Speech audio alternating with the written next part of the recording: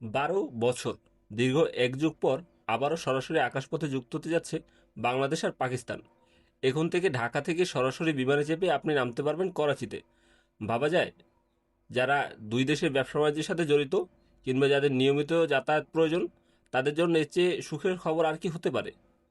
আসলে গত এক বছরের বেশি সময় ধরে ঢাকা আর করাচির মধ্যে এই রুটটা নতুন করে চালু করার ব্যাপারে দুই দেশের মধ্যে আলাপ আলোচনা চলছিল।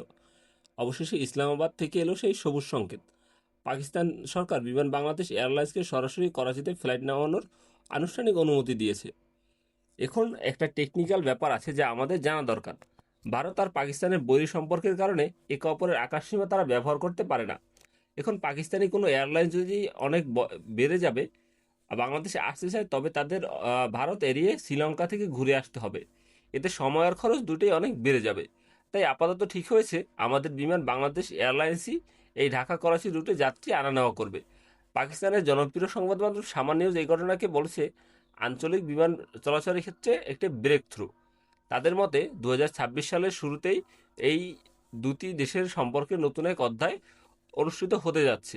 প্রাথমিকভাবে 2026 সালের 30 মার্চ পর্যন্ত এই ফ্লাইট অনুমতি দেওয়া হয়েছে। শুধু তাই না, করাচি বিমানবন্দর বিমান বাংলাদেশের জন্য আলাদা একটি স্লট বা জায়গা বরাদ্দ করা হয়েছে। তার মানে আমাদের বিমান এখন বিশেষ গুরুত্ব পাবে। এখন প্রশ্ন হতে পারে, এই ফ্লাইট চালু হলে আমাদের আসলে লাভ কি? প্রথমত, সরাসরি ফ্লাইট মানে সময় বাঁচবে। আগে অন্য দেশ ঘুরে যেতে যে বিশাল সময় নষ্ট হতো, সেটা এখন আর হবে না। দ্বিতীয়ত, দুই দেশের মধ্যে ব্যবসা বাণিজ্যের একটা বিশাল দুয়ার খুলে যাবে। আর সবচেয়ে বড় কথা, সাধারণ মানুষ যাতায়াত করে যোগাযোগ অনেক সহজ হবে। তবে আপনাদের মনে নিশ্চয়ই প্রশ্ন জাগছে, কবে থেকে উঠবে প্রথম বিমান, কিংবা দিনে কয়টা ফ্লাইট চলবে? আপাতত খবর হলো আগামী সপ্তাহের মধ্যে ফ্লাইটের পুরো শিডিউল বা সময়সূচি চূড়ান্ত করা হয়ে যাবে। এরপরে আনুষ্ঠানিকভাবে টিকিট কেনা যাবে। 12 বছর আগে এই রুটে নিয়মিত বিমান চলাচল করত, মাঝখানে অনেকদিন বন্ধ থাকায় সাধারণ যাত্রীদের বেশ ভোগান্তি পোহাতে হয়েছে। নতুন বছরের শুরুতে এই উদ্যোগ সত্যিই দুই দেশের নাগরিকদের মধ্যে স্বস্তির খবর বয়ে আনবে।